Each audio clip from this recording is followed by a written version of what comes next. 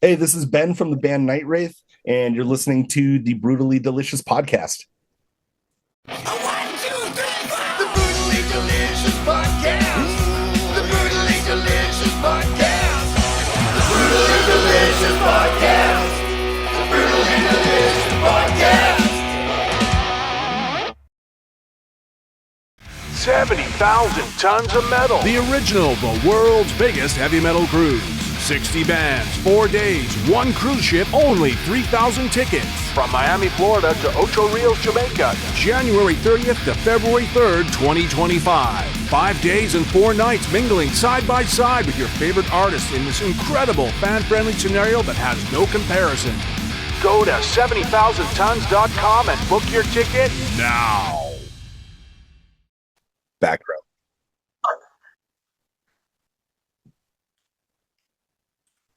Hello. That works. Nice to see you. Awesome, Ben. Thank you for joining me. I appreciate it. I'm going to just jump right in here because Yeah, it sounds great. Let's do it. how did I not know about Nightwraith until just like yesterday? Oh, man, I don't know. I was prepping for this and getting things together, and I put this record on, and it's definitely the best of what I'm doing today. I was looking forward to this interview because the best stuff I've heard. Oh, Love it. right What's on. been the dude. response to it so far, right? It came out about a month ago, a little more? Yeah, it came out on September 13th on What's Left Records. It's gotten a great response. It's gotten probably like 7 or 8 like legit like reviews in various like webzines. Probably averaging around like 9 out of 10 Right. on the rating scale. Gotten a lot of really good personal feedback. Yeah, I don't know. We're super proud of the record. We're really happy with like the songs and the performances on the album. So we're just stoked that some other people kind of like see our vision and kind of see what we were going for with it and are enjoying it. So I love it. It's heavy. It's a banger. It's kind of a Yeah. multiple of, I guess, of different subgenres. Yeah. But is that a saxophone in One Flower? Yeah, it's a baritone sax. A good friend of ours laid it down, like guest musician, you know. And it works. It works like Yeah. I had to play it back. Did I just hear a saxophone? All right. But it's great. Really harkens that like 80s vibe that we're going for on a lot of this Yeah, stuff. and even I know this may sound a little strange, but maybe even a little before that. Like I was thinking, do you know the song Baker Street? Yeah, who did that song again? Jeez. Rafferty, maybe? Yeah. And that was like late 70s, early 80s, I think. Right? Is it John Jerry Cafferty? Rafferty, yeah. Jerry Rafferty. Yeah, Okay, yeah, it was that's like close. 70s. Yeah, man. That was the first thing. I mean, it was like Sweet. metal with whatever you said his name was. Chris, what did you say his name was? Rafferty? Yeah, Rafferty. Yeah. Wow, it's I don't know. I was just blown away by it. In fact, I think you probably heard me listening to it when I was logging onto this thing. Oh, It's man, really that's so good. awesome. Yeah, well, I mean, I don't know. We love that era of music, and so some of us in the band are a little older as well. Our rhythm guitar player or a second guitar player, Igor. You know, he grew up in like the 70s and 80s when like bands were just like putting together these like really well thought out and really well produced albums. Yeah. And so that's kind of the vibe we're going for. I mean, I think some people reviewing this have picked up on some of the notes that we're laying down. Like someone gave us like an Allman Brothers band reference, and we're like, yeah, like you get it. Like Yeah, at with some some of point the I could see solos the and stuff. jamming sort of meandering. Yeah. Yeah, Yeah, it's great. And I love that it's a melding of all those influences. What was the Awesome. writing process like? I mean, do you guys all get together and write in a room together? I'm the primary songwriter, so I'll come up with like the basics, the basic riffs and structures and kind of the skeletons of the songs, and then I'll demo them actually in this room that I'm currently in. Right. I'll demo it, I'll send it to the guys, and then from that point we'll kind of get in a room. Everyone comes prepared. They learn the riffs on their own, and then we'll actually get in a room and kind of hash out the songs and kind of like fine tune the arrangements and everything. And then everyone adds their own personal flair to it. Like everyone writes their own solos and stuff. Nice. Yeah. So also what I like about it is it's very thematic and I think timely, if unless I'm missing something. This is pretty timely to our situation, right? I mean, you've got a lot to say. Yeah, well, with the lyrical content and everything, like the album is called Divergence, and the idea behind that song is that we're at kind of like a turning point in humanity where we can kind of go down like one of two paths, namely with like the rise of technology and everything. Mhm. And that's kind of what it's about. And this album in general is sort of like us kind of turning our backs on technology, I guess. And the idea is for us, we kind of want to like reestablish a connection with like nature and stuff like that, instead of going all in on technology and social media and AI and things like that are could be harmful to humanity. So yes, they could be harmful and they're coming quicker than we can imagine. But so are you against embracing that for anything at all as far as the artistic No, thing? not at all. But it's just kind of like the general idea of the album, like we No, also I get it, tried and I'm not talking down at all. I'm just curious.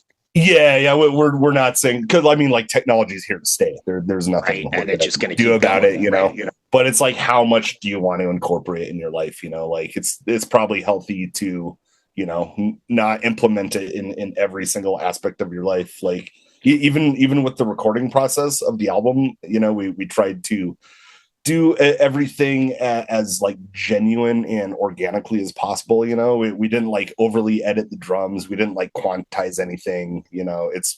We were going for kind of like a natural sort of sound, and we wanted Right. to sound real and not like machine like. So success, because one of my comments here is definitely very, very organic, right? It's, Sweet. but I think metal needs to be. I mean, I know you're going to have some of that Fear Factory stuff. It's just there's a market for it, but I think especially the metal like I listen to or I grew up listening to, you need that freedom to not be right on the four or sway a little bit or move a little bit Yeah, totally. and breathe. And I don't think you do that when it's Fear Factory. And I'm not knocking them. I love Fear Factory, but Totally. There's it's a a whole time and separate place thing. for it, but I always think of like Morbid Angel, because I always Yeah. loved Morbid Angel. And you listen to that stuff and like the drums are like super organic and like natural, and then you compare that to some of the like tech death metal that's happening now, and it's like quantized to 100%, and it's like, super machine like. And that makes it tough to take it out on the road. And that's a whole nother problem, right? I mean, you get where is the drawing line or the battle line on what's acceptable to use? Some backing tracks, okay. Mhm. Or is it acceptable to do? I mean, there's a band in the news, which I'm not going to mention, but they recently had to cancel festival performances because somebody stole his laptop. Yeah, I mean, like if the main member of the band is a computer, then I mean, you might have some like deeper issues like as an Hey. artist. Yeah, that was the thing. Cancel those tours, cancel those festival shows because the laptop was stolen and they can't perform. And so I think there's a fine line. It still needs to be 4 guys, 5 guys grinding away. You can kind of meet in the middle somewhere, But I think at the end of the day, it should be like, by humans for humans.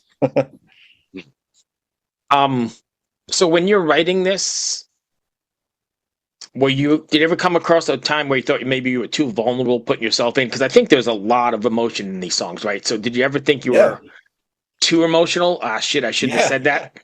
Yeah, totally. It's kind of a risk when you do that, But I've been a part of a lot of albums at this point. I've written. This might be like the 8th full length record that I've been on, and I've written lyrics and guitar parts to a lot of these, and I just didn't want to keep doing the same old stuff. I wanted to kind of like put my heart on my sleeve and just like really like say how I'm feeling about certain things, and it is a little scary. I'm like, are people gonna like this? Is this like going too far in one direction? Should I even be like broaching this type of subject matter? But I was like, screw it. Like, this is how I'm feeling right now. This is what I want to say, and I'm just. So you just let it rip. You weren't concerned with the just outcome, let it rip, so man. to speak. Yeah, and it's not like we don't get like overly like political or anything. We don't go like too far in any one direction. But I was like, this is just how I feel, and this is just what's going to happen, and if someone doesn't like it, that's fine. I think music is a sort of we talked about this earlier, kind of sort of a mirror to society, right? Of the current times. You had that in like Yeah. the 50s and the 60s, with the rebellions and the peaceniks or whatever, in the 70s, and I think you're seeing that now with a lot of bands who are, writing in the maybe not musical style, but in the lyrical style of writing, because I think that's what music does best, is shine a light on society and say, hey, here's where we're fucking up, and here's where we can take it, maybe. Yeah. We're highlighting our like fractured humanity, like we're going through all this like political turmoil and just like all this like religious turmoil across the world, like these wars that are happening, like just like really terrible stuff. We're living through that, and I think as artists, it's our way to kind of like put our own ideas on it, and maybe it's a way for us to just cope, with I definitely know there's catharsis to all this for sure. Yeah. As a listener as well as I'm sure as a writer, but yeah, for sure. Yeah. Even like like the climate change and everything like that. We're like currently watching this world deteriorate in real time, and yeah. So those are the things that kind of draw inspiration as an artist, and I don't think that's just me. I think that's a lot of people, and their songs are just a way of dealing with that. Do you find a sense of responsibility to get that message across, or are you just sharing what's on your heart and soul? Kind of. I feel like in the metal community, a lot of lyricists will just kind of write stuff that's just darkly vague and it doesn't really go anywhere or have any like present any solutions or any like ideas that are meant to kind of like further the conversation anywhere. So that's the one thing I like don't want to be. I don't want to just like write like random like dark vague stuff. I want it to be real. I talk a lot about just trying to make like a positive impact in any way that I can. So I think, yeah, for me personally, to answer your question, like I do feel like a small sense of responsibility, like since I do have some type of platform, even though it's small, I want to get ideas out there that could potentially like help someone in any way. Yeah. I think it's really interesting as you're talking. I'm thinking like metal is seen by those on the outside as this group of ne'er-do-wells and assholes or whatever, but really I do this for a living. Like I talk to people all day long and do this podcast, and it's really the same. Most of the people I talk to are like catalysts for change and empathetic and the exact antithesis of what the outside really thinks. I know, right? Isn't that funny? I think it's because we have a healthy outlet to get all of our like aggression and like all those type of dark feelings we can channel through this like aggressive music, and then in our day-to-day life we're maybe just like a little happier. Yeah, like just super. Yeah, I don't want to say chill, but maybe more well adjusted, possibly. In a weird sort of way. Yeah, I have a good buddy who like is not really too into metal, but he would come to shows sometimes just to like support. I think this guy goes to mostly like indie rock shows, and he started coming to these death metal shows, and he's like, oh man, like everyone's so nice. I go to these indie rock shows and everyone's like kind of stuck up and like too cool, too hip. He's like, oh man, everyone here is just like hugging and like pounding beers and like having a good time. Yep, that's crazy. What's the road plans for Nightwraith? Any chances of going on the road, or is it too? Yeah, totally. We're now? planning like a West Coast tour for spring of next year. We did a bunch of West Coast Canada. I don't know if we'll be able to. We all have like passports and stuff. We might. I mean, we might venture up into like. Where are you located? Or something. We're Denver, Colorado. Oh, I did not know that. I thought you were dealing with John. I thought you were in Canada. Oh yeah, no. Well, yeah, he's like East Coast Canada, I think, right? What, like Montreal? Yeah. I'm in Richmond, Virginia. So you may do a run in the States. Nice. Yeah. We'll be in the States, probably doing some like West Coast stuff. Yeah, we did a lot of like Weekend Warrior shows around the release in September. We were busy doing that, but we don't tour a ton. We're all kind of older, and we've got like families and careers, and we have a love for making music and like putting records out, but you know, the days of like trying to make it as a band on the road are like kind of behind us. Like we just want to focus on like making good music, and you know, we'll do what we can to support it, but we have no like illusions of grandeur of like we're not gonna. I think that's when it's the most honest, is when it connects the most, right? Because you're really doing this for fun. Yeah, absolutely. Yeah.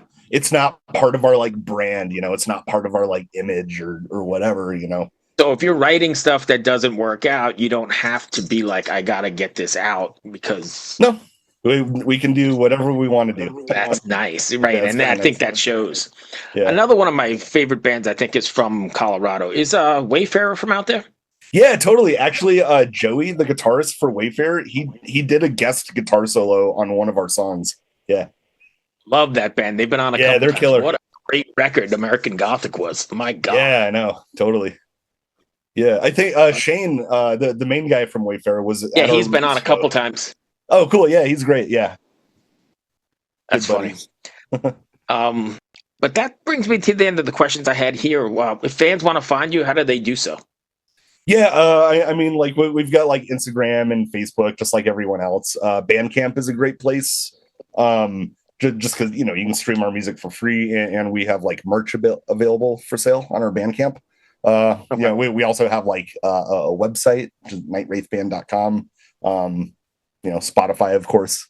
So those are all good spots. And all of those platforms have ways to reach out to me directly. You know, we'd love to connect with people and connect with fans. So I encourage anyone to just like reach out and say what's up. Awesome.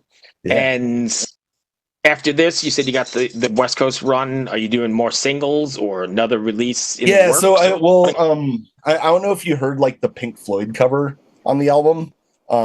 It's like the bonus track, the last song on the album. We didn't release it to Spotify, but we're releasing that to Spotify and all the online platforms in about 9 days, and that's being released as a single. And we'll probably do another video for that or something. And then from there, you know, I think we're going to be in the short term, we're working on another single and possibly another cover. So yeah, that's kind of like in the short term. Awesome. Yeah. Well, I really do dig what you're doing, man. This was a pleasant surprise for me. Awesome. Well, hey, thanks so much for checking it out and it's having this conversation. I do a lot of these, and it's nice to come across something that I'm like totally 100% behind. I was like, wow, this is right on. Awesome. Well, so yeah, I'm really love to have you back at some point. Yeah. Yeah. Please reach out anytime. Okay. And I do a lot of other. Sorry, my dog is going crazy. I love dogs. Giggling. Stupid. I do a lot of other stuff that's on the podcast. I mean, besides interviews, we do a lot of heavy metal audio dramas. The show started as a cooking show. I do a lot of metal stuff. Awesome. So if you're interested, I think I have your email, right? Yeah. Benjamin, right? Yep. Yeah, I will. I'll keep you in the loop because I'm always doing stuff and looking for bands, and I love getting bands that I like involved. I'm doing the same thing you're doing, right? It's all organic. It's not very, it's not Sony or anything, but I have a decent audience and I like getting people involved. So 100%. Yeah. We do other stuff too. So let's collaborate on some cooking, or, our guitarist like owns a restaurant. Yeah. Okay. Yeah. I'll send, I'm going to keep your email handy and I'll send you a list of stuff I do. And I'm always playing around just because I like to be creative, but staying inside the metal mold, if that makes sense. Thank you for your time. I do love the record, and keep up the good work. Hey, thanks so much, man. Cheers. Take care. See ya. Bye now. Bye.